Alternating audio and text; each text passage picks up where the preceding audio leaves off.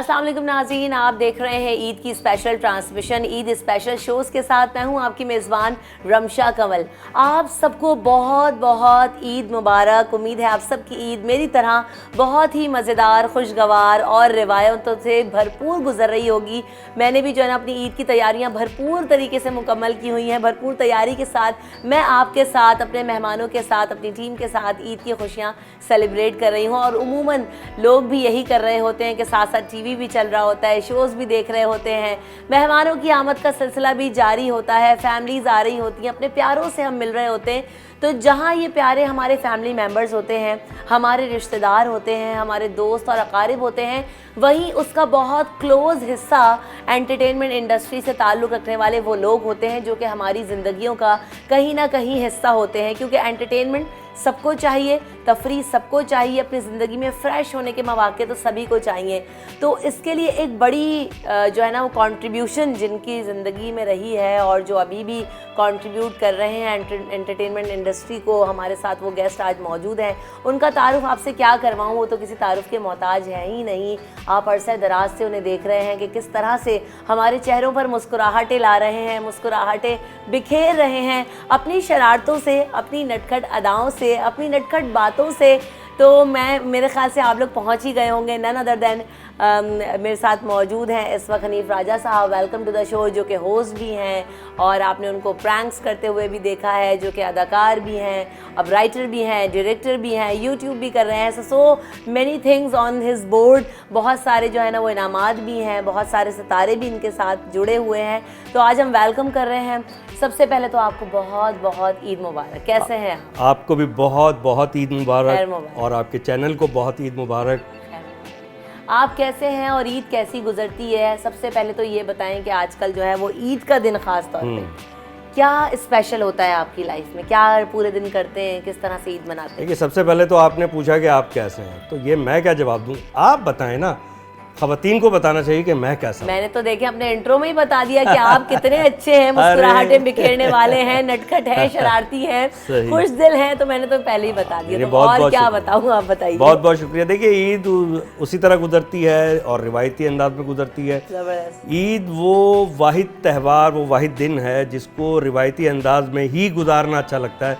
और अगर उस रिवायत में कोई गड़बड़ हो जाए तो बोरियत होने लगती है। वरना होता ही है कि जब हम किसी चीज़ को रिवायती अंदाज में करते हैं या एक जैसे अंदाज में करते हैं तो उसमें यकसानियत पैदा हो जाती है। ये ईद, रमज़ान, उसके बाद ईद, ये वाहिद वो त्यौहार हैं जिनको हम चाहते हैं कि उसी अंदाज में वो गुजरें।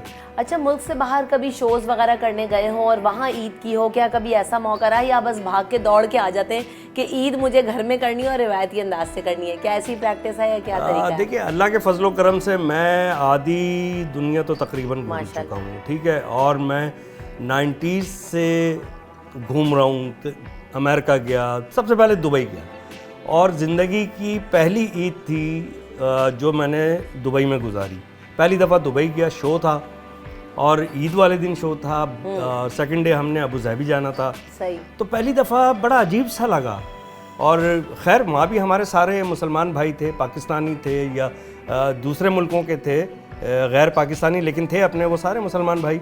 और ईद की नमाज वहाँ भी बड़ी लंबी चौड़ी तादाद में लोग मौजूद थे, वहाँ पढ़ी, सिवैयाँ खाई, सब कुछ हुआ। लेकिन अभी जो बात हो रही थी ना रिवायत की और रिवायतों की, जो रिवायत है ना, उस रिवायत में ये भी शामिल है कि आप अपने घर में ईद गुजारें, अपने लोगों में गुजारें, अपने पसंदीदा लोगों में, अपनी फैमिली मेम्बर्स में गुजारें। तो उन सब चीज़ों को मैंने बहुत मिस किया। और वो लोग बड़े खुश नसीब हैं जो अपनी फैमिली के साथ ईद गुजारते हैं, चाहे वो अपनी वाइफ के साथ गुजारें, अपने माँ बाप के, बहन भाइयों के, बच्चों के साथ गुजारें। तो ये सब कुछ बहुत अच्छा लगता है। वाकई ईद का हुस्न तो यही है कि अपने रिश्तेदार हों, फैमिली मेम्बर्स हों, दोस्त हों, अहबाब हों, तो ही ईद का मज़ा आता है। आना जाना लगा होता है, तैयारियां हो रही होती हैं, तो बिल्कुल इसी का आप कुछ कह रहे थे। अब मैं एक चीज़ का इजाफा करूं, शायद आपके इल्म में ना हो। अब से 4 साल पहले मेरी वाइफ की डेथ हो गई थी। तो अब हम 3 सालों से, 4 सालों से, मैं, मेरे बच्चे, हमारी फैमिली, हम ईद पर इतना मिस करते हैं उसको। सही ना? तो अब और ज़्यादा एहसास होता है। तो अब मैं समझता हूँ कि अब मैं ये मैसेज दे सकता हूँ कि भाई, जो अपनी फैमिली के साथ ईद का मज़ा है वो दुनिया में कहीं भी नहीं है। सही बात है। ईदी का सेशन हो, ईद हो, हाँ जी, बच्चों के साथ, तो बच्चों के साथ नोक-झोंक और शरारतें करते हैं, जितना तंग आप जो है वो बाहर लोगों को करते हैं उनसे नोक-झोंक, शरारतें, नटखटपन, तो बच्चे भी ऐसे ही हैं, उनमें भी आपका वाला फ्लेवर आया है या बिल्कुल डिफरेंट बच्चे नहीं है तो मिजाज में? फ्लेवर तो आया है, लेकिन वो क्योंकि आज के दौर के इस वक्त के बच्चे हैं, वो पढ़ने लिखने वाले बच्चे हैं। बेटा मेरा माशाल्लाह अभी IBS से उसने ग्रेजुएशन की है और बेटी मेरी MBBS के फाइनल ईयर में है। जबरदस्त। तो वो अपने अपने टाइप में अपना अपना काम कर रहे हैं, लेकिन उनमें वो सलाहियतें मौजूद हैं। शरारतें भी करते हैं, लेकिन वो अब मेरी शरारतें जो वो मेरा प्रोफेशन भी बन गई हैं। सही बात है। तो इसलिए ज़रा एक डिफरेंस ये आ गया है शरारतों में। अच्छा, ये बचपन से ही शरारती थे? अब जाहिर है वो नानी दादी तो आपकी होंगी नहीं, वैसे तो वो अगर किस्से सुनाती तो फिर तो मज़ा ही दोबाला हो जाता, लेकिन क्या कहते हैं, वालदा की कोई बात हो, कभी बहुत ज़्यादा पिटाई लगी हो, कोई बहुत सख्त सज़ा मिली हो ये शरारतें करने पे, क्योंकि बच्चों को बड़ी जो है ना वो शरारतें करने में सजाएं भी मिलती हैं, आप क्या प्रैक्टिस? मुझे याद नहीं आ रहा, सन तो याद नहीं है, लेकिन ये बात है 70s की। मैं बहुत छोटा था और मैंने पता नहीं क्या शरारत की थी, तो मेरी वालदा ने, मुझे लगता है, जो मुझे याद है, मेरी ज़िंदगी में मेरी पहली और आखिरी दफ़ा पिटाई की थी। अच्छा। हाँ, वो मेरी पिटाई हुई थी। उसके बाद की पिटाई तो मुझे याद नहीं है कि वालदा ने की हो या किसी ने की हो। तो वो पिटाई मुझे आज तक याद है। और जहाँ तक आपका सवाल है शरारतों का, शरारतें बचपन में भी करता था। ये जो आप मेरे प्रैंक्स देखते हैं ना, जी जी, ये एक्चुअली मेरी जो बचपन की शरारतें हैं ये उनको एक्सपोज किया गया है उन प्रैंक्स में। एक शरारत करते थे हम लोग बचपन में, मैं और मेरा एक दोस्त था, तौफीक है अभी भी माशाल्लाह। तो अब वो अपने, क्योंकि वो गवर्नमेंट जॉब में है, तो उसने टीवी मीडिया से ज़रा किनारा कशी इख्तियार की। हम क्या करते थे कि हम रक्षा रोकते थे और खान साहब पूछते थे कहाँ जाना है, हम बोलते सदर ठीक है बैठ जाओ पीछे। हम लोग रक्षे में बैठे, खान साहब ने मीटर उसका डाउन किया और आगे चलने लगे और हम वहाँ से उतर गए दूसरी साइड से। रक्षे में तो ऑप्शन है ना, यहाँ से घुसो वहाँ से उतर जाओ, वहाँ से उतर गए। थोड़ी दूर जाके वो खान साहब पीछे देखते थे कि यार सवारी किधर की है तो वो फिर बड़ा मज़ा आता था। ये ओरिजिनल मैं करता था।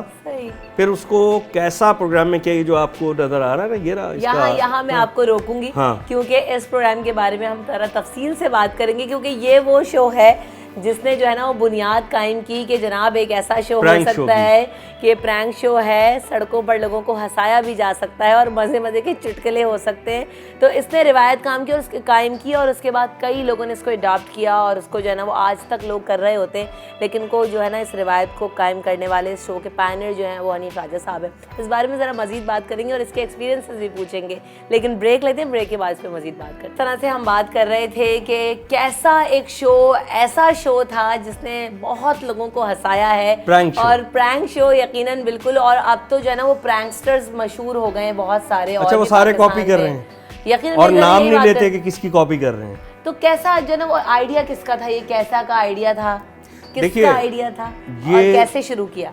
NTM एक चैनल था जो कि पाकिस्तान का पहला प्राइवेट चैनल था और उसकी इतनी व्यूवरशिप थी कि मैं बता भी नहीं सकता आपको कि कितनी व्यूवरशिप थी। क्या मिसाल दूं आपको। उस पे एक स्लॉट उन्होंने मखसूस कर दिया। उन्होंने कहा, मुझे बुलवाया गया कि हनीफ राजा आपको ये स्लॉट है आधे घंटे का, इसमें आपने कुछ करना है। किसी ने कोई आइडिया दिया, किसी ने कुछ कहा। मेरे जहन में बहुत अरसे से था कि वो करना चाहिए, प्रैंक शो होना चाहिए, कैंडिड कैमरा शो, जो दूसरे मुल्कों में होता था। लेकिन वो किस तरह का होता था कि वो साइलेंट होता था, सिर्फ एक्शन होता था और ज़रा वल्गर होता था, जो हम अपने कल्चर में दिखा नहीं सकते थे। ठीक है ना, वाहियात होते थे उनके। मैंने कहा नहीं, ये सब तो नहीं चलेगा। फिर मैंने एक फॉर्मेट खुद डिज़ाइन किया जो आज तक चल रहा है। सही। मैंने खुद भी गेटअप करके लोगों से प्रैंक किए और जब पकड़े गए तो फिर गेटअप उतार के बता दिया कि मैं हनीफ राजा हूँ। कई दफ़ा पिटाई भी हुई। अच्छा, और एक्टर्स को भी मैंने गेटअप कराए। मैंने सज्जाद अली को गेटअप कराया, वो हेयर पिन्स वगैरह मार्केट में बेच रहा है ख़वातीन के। अली हैदर जो सिंगर हैं हमारे, उनको गेटअप कराया, हार फूल बेच रहे हैं। मिशी खान, उसको लड़का बनाया, उसको बड़ा शौक था, उसने बहुत अच्छा किया। मिशी खान अखबार बेचने वाला एक लड़का बनाया, पठान लड़का छोटा, और उसने इतना अच्छा किया, इतना उम्दा, बहुत सारे लोग पहचान भी जाते थे। और उसमें मज़ा यही आता था क्योंकि व्यूवर जब घर में देख रहे होते थे वो कहते थे यार ये इसको पहचानेगा या नहीं पहचानेगा। हाँ, सही बात, ठीक है ना। फिर हम पब्लिक प्रैंक भी करते थे जो कि आज तक हो रहे हैं। ये फॉर्मेट मैंने खुद पूरा बनाया और उसके बाद पहली दफ़ा ये कॉपी हुआ इंडिया में MTV बकरा के नाम से MTV चैनल पे। साइरस एक होस्ट था, वो करता था उनका, और पूरी कॉपी, क्योंकि VHS जाती थी पूरी दुनिया में, तो वो देखते थे। उसके बाद फिर हमने इसको एक पाकिस्तान के निजी चैनल पे शुरू किया और छुप छुपा के इसका नाम रखा। जी बिल्कुल।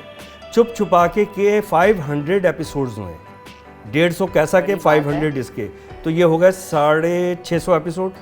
एक एपिसोड में 3 प्रैंक्स होते थे, तो आप इसको कितने आइडियाज, 650 को 3 से मल्टीप्लाई करते हैं, तो ये 2-2.25 हज़ार के करीब। ये सब आपका ही दिमाग जो है वो सारी शरारतों में चलता था, या आपको असिस्टेंट रखना पड़ा कि शरारतें प्लान करके दो? नहीं, असिस्टेंट रखने का नुकसान ये हुआ कि मैं जो कॉन्सेप्ट लिख के उसको देता था और फोटो कॉपी होती थी, 1 लाइनर लिखे जाते थे, कैरेक्टर्स को बताया जाता था, उस असिस्टेंट ने वो सारे का सारा अपने पास जमा किया और फिर एक चैनल पे जाके उसने ज़रा हटके के नाम से सारा कर दिया।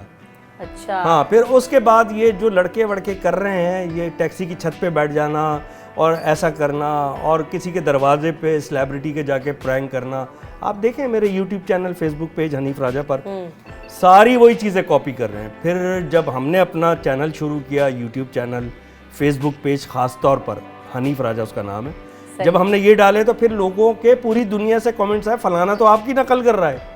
सही, वो देखा लोगों ने दोबारा, जाहिर मैंने कहा यार अल्लाह ने इनको पैदा इसलिए किया है कि ये मेहनत करते रहे हनीफ राजा का नाम जिंदा रखने के लिए। चले, ये तो अच्छी बात है कि जो रिवायत आपने शायद कायम की उसे लोग आगे बढ़ा रहे हैं, और ये तो वक्त का हिस्सा है कि लोग, यंग जनरेशन आती है, लेकिन हाँ, कॉपी करने से बेहतर है कि जो है ना अपने आइडियाज। नहीं, यहाँ पर एक बात और कहूँगा मैं रिमशा, कि जब अगर मैं आपकी कोई चीज़ कॉपी करूँ या आपसे मैं कोई फ़ायदा उठाऊँ, तो मुझे नाम भी लेना चाहिए। सारी दुनिया में तो क्रेडिट्स चलते हैं ना, ठीक है। दूसरी बात, उनका इंटरव्यू चल रहा था एक साहब का, वो लड़का करता है सारी की सारी कॉपी कर दी उसने, तो किसी ने कहा उसके बड़े फॉलोअर्स हैं, मैंने कहा उसके नहीं है, इनडायरेक्टली वो हनीफ राजा के फॉलोअर्स हैं। भाई अपना कुछ करता है, इतने फॉलोअर्स होते।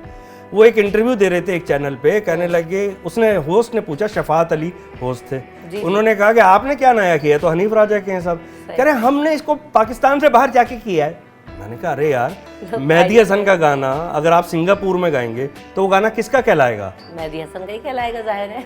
तो चलें, अब ज़रा ये बताइएगा कि ये जो यंग जनरेशन है, क्योंकि अभी हम देख रहे हैं कि फेसबुक, यूट्यूब वगैरह इतना कुछ आ गया है, तो आप भी सोशल मीडिया पर भी आ गए हैं, रिस्पांस कैसा मिल रहा है सोशल मीडिया पे भी, और ख़ास तौर पे जब टीवी का दौर था तो किस तरह का फीडबैक आता था? लोग सराहते थे, मोहब्बत करते थे, या जो है ना वो ज़्यादा मार कुटाई में जो है ना वो पड़ी है खूब? भाई आप तो बड़ी इंटेलिजेंट होस्ट हैं, बड़ा बेहतरीन सवाल किया आपने। उसकी वजह बताता हूँ मैं आपको। अनबिलीवेबल मुझे रिस्पांस मिला है सोशल मीडिया का। ज़बरदस्त। मैं इंटरेस्ट नहीं लेता था, बिल्कुल साफ बात कह रहा हूँ, मैं समझता था वक्त ज़ाया करने वाली बात है। बिल्कुल।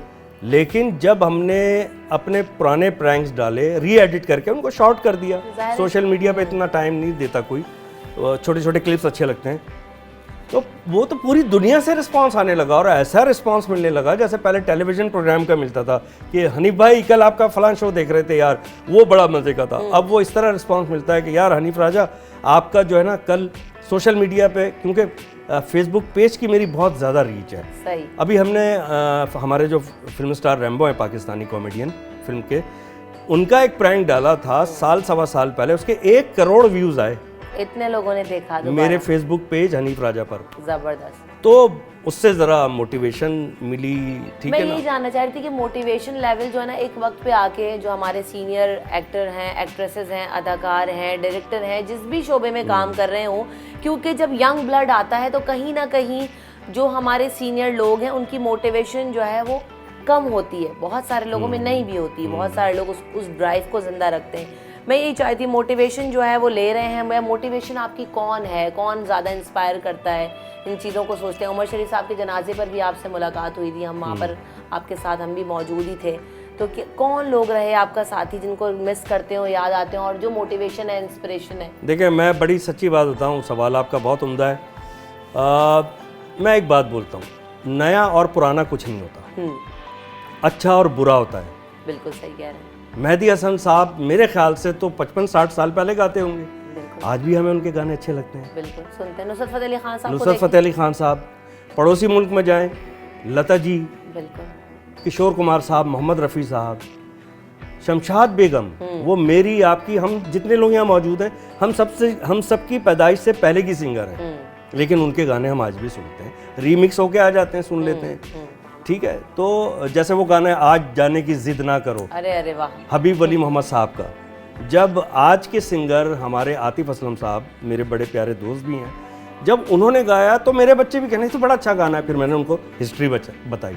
सही, ठीक है, तो कोई बात नहीं, वो बच्चे, उनका कोई कसूर थोड़ी है। अच्छा और बुरा काम होता है, अच्छा काम हमेशा जिंदा रहता है। दूसरी बात ये कि भाई नए लोग तो आएंगे, जब आपके अपने बच्चे हो जाते हैं तो क्या आप घर से निकल जाते हैं या जीना छोड़ देते हैं? नहीं, मैं कई चीज़ ऐसी हैं जो अपने बच्चों से पूछता हूँ, मैं सीखता भी हूँ उनसे।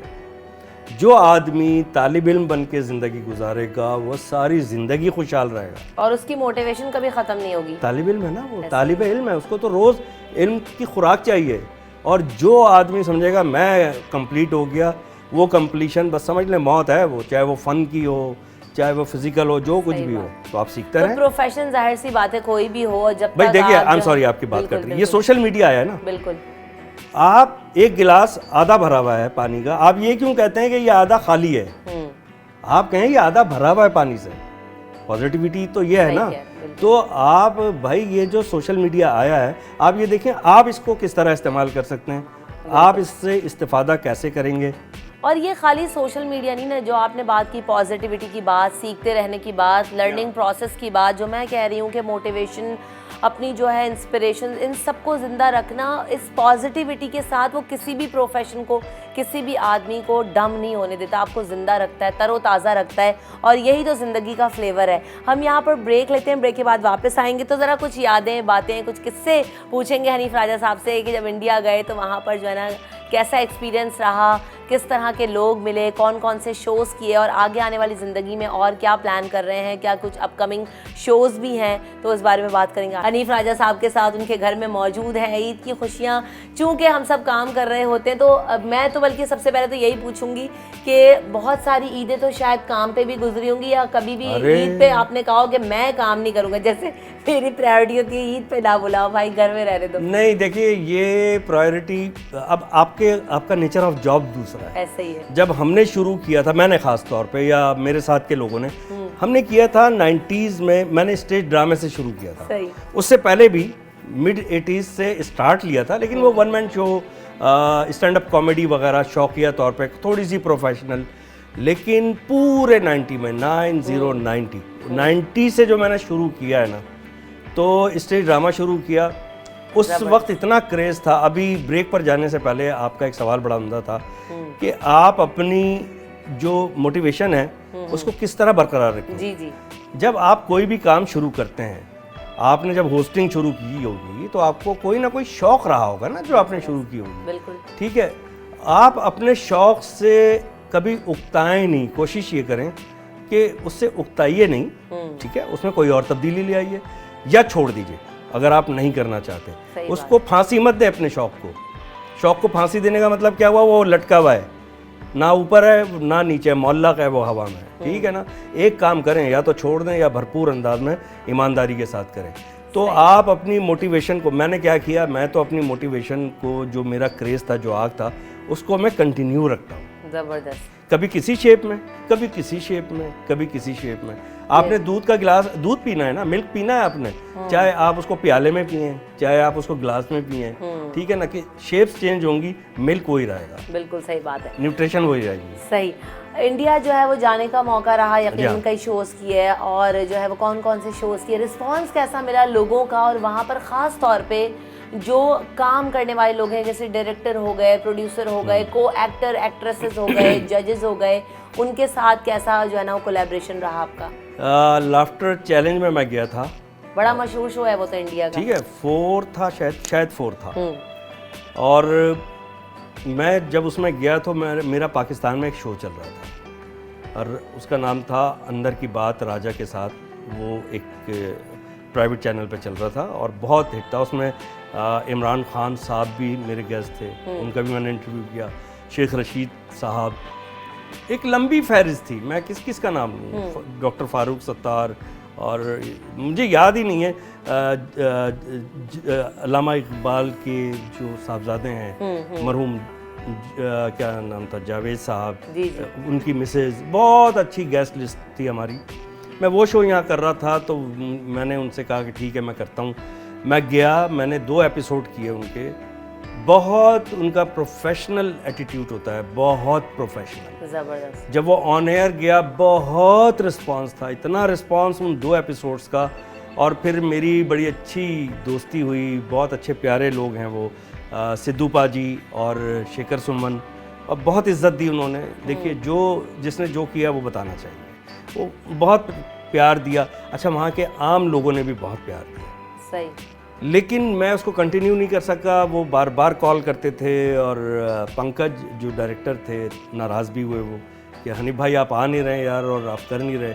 मैंने कहा यार मैं यहाँ कमिटेड हूँ, अब जाहिर है मुझे अपने मुल्क में रहना है, अपने मुल्क को प्रायोरिटी दूंगा। तो मैं उस शो की वजह से अंदर की बात राजा के साथ, अच्छा, मैं फिर दोबारा नहीं गया। बहुत सारे लोग हमारे हम देखते हैं, एक्टर एक्ट्रेसेस भी हैं जो काम करते हैं और जब जाते हैं तो उसके बाद उनकी ख्वाहिश होती है कि शायद बॉलीवुड में ही सेट हो जाए।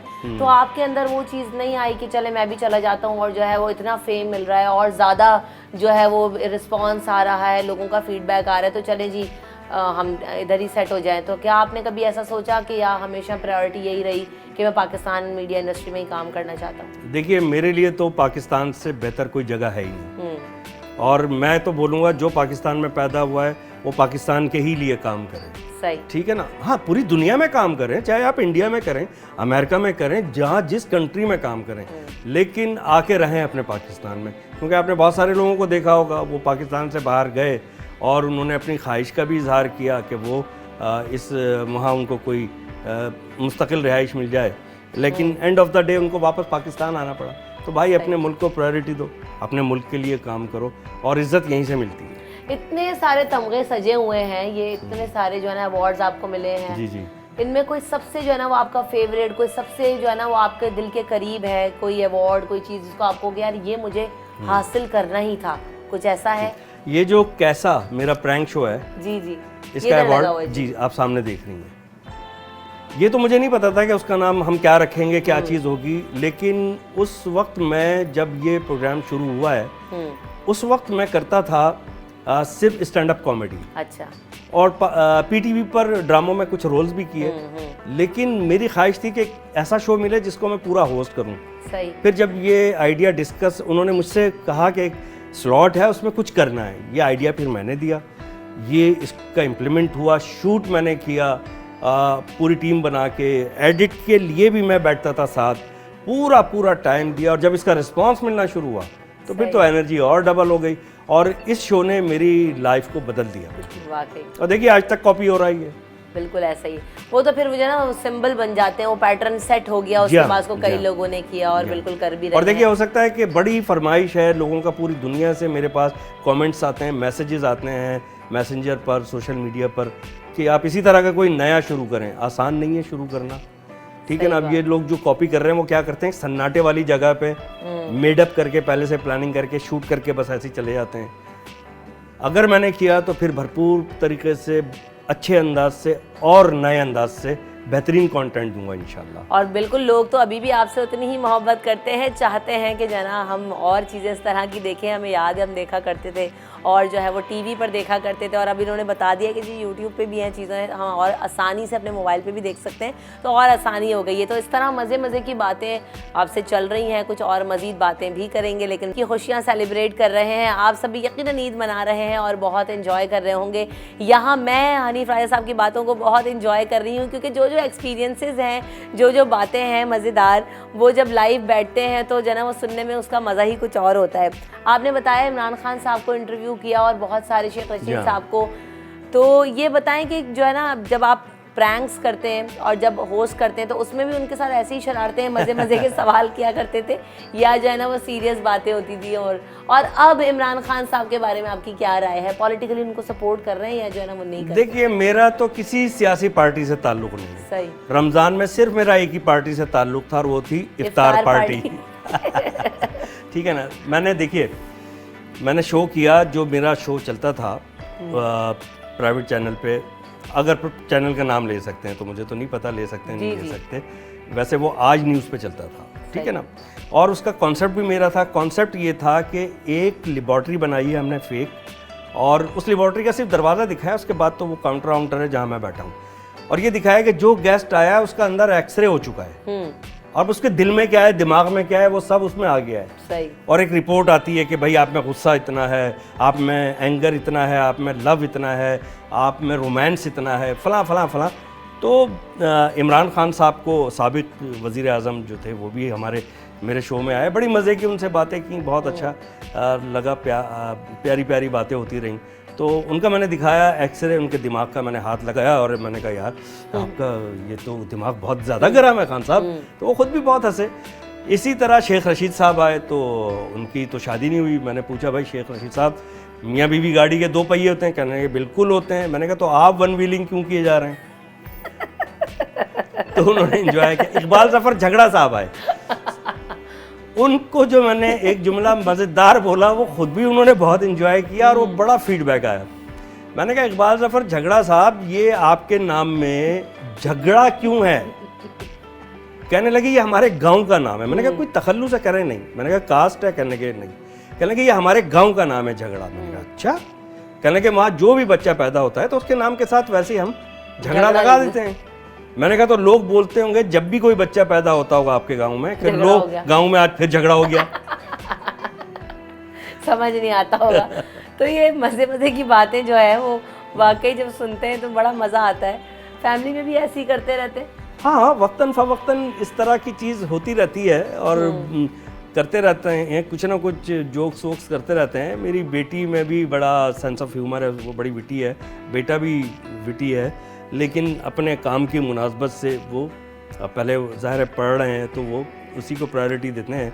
और बेटी मेरी बहुत अच्छी वॉइस ओवर करती है, उसे स्क्रीन पे आने का बिल्कुल शौक़ नहीं है, लेकिन बहुत समझती है वो वॉइस ओवर, ऑडियोबिलिटी बहुत अच्छी है उसकी। ज़बरदस्त। अच्छा, मैं ये पूछना चाह रही थी आपसे कि बेहतरीन को स्टार को वर्कर कौन लगा आपको काम करने के लिए, जिसके साथ काम करके मज़ा आया? क्योंकि मैं जब याद है मुझे वो लूज टॉक शो देखा जब हम करते थे, छोटे थे, और जब अनवर मकसूद साहब और जब जो है मोइन अख्तर साहब एक दूसरे के साथ ऐसी बॉन्डिंग थी, और जब मोइन अख्तर साहब दुनिया से रुखसत हुए तो अनवर मकसूद साहब ने भी कहा कि मुझे ऐसा लग रहा है कि आज मेरा कलम जो है अब मैं नहीं चला पाऊंगा, और बड़ा उन्होंने टाइम लिया। उन्होंने फिर लिखा भी नहीं कुछ, और उस तरह से कर जाने के बाद। जी।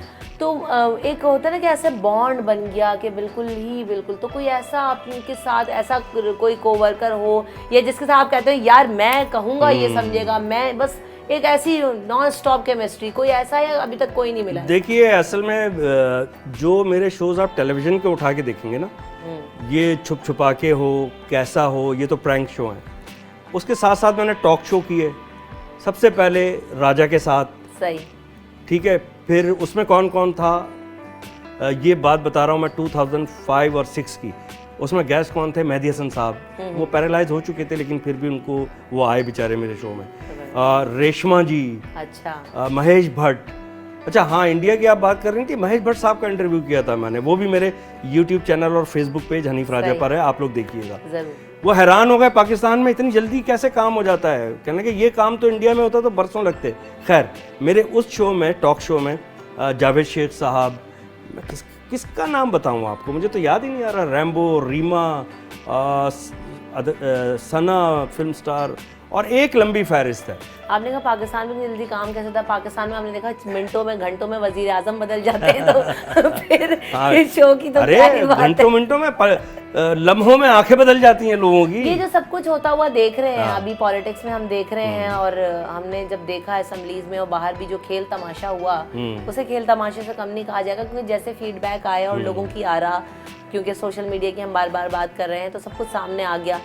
सोचते हैं कभी इस बारे में, या कभी फील होता है यार ये क्या हो रहा है, ये किस तरह का जो है वो माहौल हमने हाँ देखिए, क्रिएट कर कुछ दिया है। चीज़ें मुझे नहीं अच्छी लगती जब मैं सोशल मीडिया पे देखता हूँ ना, आपका किसी से लाख इख्तिलाफ हो, ठीक है ना, लेकिन आप एक तहजीब का दायरा, इखलाकी कदरें, क्योंकि जब आप लीड करने लगते हैं कुछ लोगों को, तो फिर आपका जो मनसब है वो कुछ और हो जाता है। फिर आपका अंदाज़ तखातुब यानी अंदाज़ गुफ्तगू, आपका चलना फिरना, उठना बैठना, उसको लोग फॉलो करते हैं। सही। तो आपको इस बात का बड़ा ख्याल रखना चाहिए। लाख आपकी किसी से दुश्मनी तो नहीं कहेंगे, सियासी इख्तिलाफ हो, सही, नज़रियाती इख्तिलाफ हो, लेकिन आपको तहजीब का दामन, अदब का दामन हाथ से नहीं छोड़ना। अच्छा, चूँकि बिल्कुल आपने बहुत अच्छी बात की राजा साहब। अभी हम ये भी बात कर रहे थे कि इंडिया में काम किया, सोशल मीडिया, तो उन्हीं सब चीज़ों को जोड़कर मेरे जहन में एक सवाल आया कि हम देखते हैं यूट्यूब पर सब चीज़ें जोड़ लेती हैं, पैसे वैसे जोड़ती हैं? नहीं पैसा नहीं जोड़ पाती हूँ, बड़ी बुरी हूँ इस बारे में। जरा जो हाथ कभी दिखाए तो कहते पैसा नहीं रोक पाएगी लड़की, क्या करूँ? अच्छा, जो नजूम ये बताता है फिर उसको हाथ दिखा के आती हैं?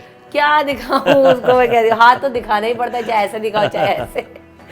मैं ये पूछ रही थी, स्टैंड अप कॉमेडीज का जो है ना वो आजकल फिर बड़ा रुझान है, क्योंकि यूट्यूब पर मैंने कुछ इंडियन जो है वो स्टैंड अप कॉमेडियंस को देखा है और स्पेशली उन्होंने वो शोज डिज़ाइन किए हुए हैं।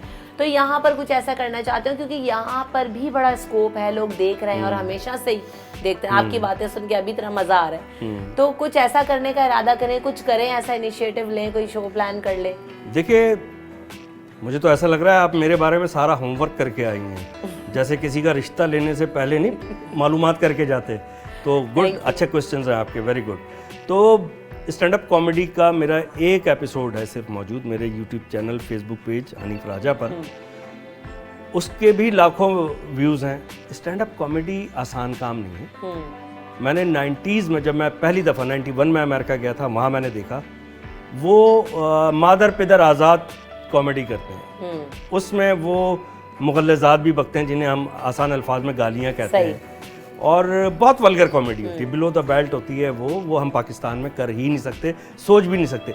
उसकी हाफ कुछ इंडिया के स्टैंड अप कॉमेडियन ने की। लेकिन मैं आपको एक बात बताऊं रिमशाद, देखिए आपको पर्सनल आपकी बात नहीं करना, इन जनरल मैं बात कर रहा हूँ कि जो पब्लिक होती है ना, वो कोई वल्गर चीज़ होती है, थोड़ी देर तो उस पर हंस लेती है, लेकिन अंदर से कहीं डीपली उसको पसंद नहीं करती है। जो मयार होता है ना, जो अच्छी चीज़ होती है, पसंद वही की जाती है जिसको आप अपनी फैमिली के साथ देख सकें, कहीं आगे शेयर कर सकें। ऐसी कोई गंदी चीज़ होगी तो कोई किस तरह आगे शेयर करेगा, मुझे बताएं। अब आपने तो इतना लपेट सपेट के इतने उसमें बात कर दी, लेकिन मैं आप ही की बात को आगे अगर कहूँ, जो बात आप कर रहे हैं कि कुछ चीज़ें हम देख रहे हैं सोशल मीडिया पे भी, टीवी पे भी, कि इतनी घटिया बातें कर देते हैं वो, कि वाकई के कुछ अब तो खैर हंसी भी नहीं आती उन बातों पे कि यार क्या मतलब ये हंसाने के लिए कर रहे हैं। मुझे पता है क्या, तो जब आप ऐसे लोगों को देखते हैं तो यकीनन चूंकि आप पायनियर्स में से हैं और जाहिर इतने सीनियर हैं, तो क्या ख्याल आता है कि क्या करूं इन लोगों का मैं? अच्छा देखिए, बात पता है क्या है, मैं उसी तरफ आ रहा था। ये आप जब कोई वल्गैरिटी करते हैं ना जी, कुछ देर के लिए तो आप मशहूर हो जाते हैं, मशहूर होते हैं आप, मकबूल नहीं होते। मकबूल का वर्ड जो है उसको इंग्लिश की ट्रांसलेशन के साथ बता दूं, मुश्किल ये हो गई है अब उर्दू समझाने के लिए इंग्लिश बोलनी पड़ती है, ठीक है ना। तो मकबूल जो है वो वर्ड है एक्सेप्टेंस से, कबूल कर लेना अंदर से, ठीक है ना। जब भी तो वो जो फैंस होते हैं वो कबूल करते हैं ना, तो किसी के फैन हो जाते हैं। जो मेरे प्रैंक्स जितने भी, एक लड़का है वो कॉपी करता है वाहियात पर, मेरे पास मैसेजेस आते हैं कि ये आप ही की चीज़ों को ख़राब करके पेश कर रहा है। मैं कहता हूँ मैं क्या कर सकता हूँ। फिर जब मैंने सब लोगों की फरमाइश पे अपने पुराने प्रैंक्स री एडिट करके अपलोड किए, आप मैसेजेस पढ़ें, उसमें ना कोई वाहियात बात है। एक मैं बुज़ुर्गों से मैंने नहीं करवाए कभी, कि बुज़ुर्गों के साथ मजाक नहीं करना, ख़वातीन के साथ नहीं करना, माजूरों के साथ नहीं करना, ठीक है ना। यहाँ तो इस बात की कोई तमीज़ ही नहीं है, और बातचीत अच्छी होनी चाहिए। देखिए वो मैं तो सीरियस था ही नहीं सोशल मीडिया पे आने के लिए। जब वो शुरू किया तो इतना ह्यूज रिस्पांस आया, और यंगस्टर्स का भी आया। तो आप ये थोड़ी कह सकते हैं कि यंगस्टर्स जो हैं वो वाहियात चीज़ पसंद करते हैं, नहीं जिस चीज़ का आप आदी बनाएंगे लोग वही चीज़ लेना शुरू। और आपने बहुत पहले ही अभी हमारे डिस्कशन में यही पे बात बोली कि लोगों को नया पुराना नहीं पसंद, लोगों को अच्छा बुरा पसंद है। तो ये बात आपकी मुझे बहुत पसंद आई। नया और पुराना नहीं होता, अच्छा और बुरा होता है। कि वाकई अच्छा या बुरा देखा जाता है, नया पुराना नहीं होता, वरना एंटीक चीजें इतनी एक्सपेंसिव और इतनी नायाब नहीं होती। बहरहाल जाते जाते चूंकि बातों का सिलसिला तो ऐसा है कि आपसे मैं घंटों बैठ के बातें कर सकती हूँ, लेकिन जाहिर है आपका वक्त भी कीमती है, और हमें अपने व्यूवर्स का भी जो है वो जाहिर सी बात है कि बहुत सारी चीज़ें हैं उनके लिए आगे भी। तो मैं जाते जाते ज़रूर पूछना चाहूँगी कि ईद के हवाले से जहाँ जहाँ लोग आपको देख रहे हैं उनको क्या कहना चाहेंगे, ईद विश करना चाहेंगे? लोग बड़ी लंबी लंबी नसीहतें करते हैं, और आजकल नसीहत तो बाप की नहीं सुनता कोई, ठीक है ना, हर आदमी अपना बाप खुद बनाए। तो मैं कोई नसीहत नहीं करूँगा, जितने देखने वाले हैं इस चैनल के हवाले से उन सबको, इस चैनल को और रिमशा आपको, आप लोगों की पूरी टीम को मेरी तरफ से दिल की गहराइयों से ईद उल फितर 2022 बहुत बहुत मुबारक।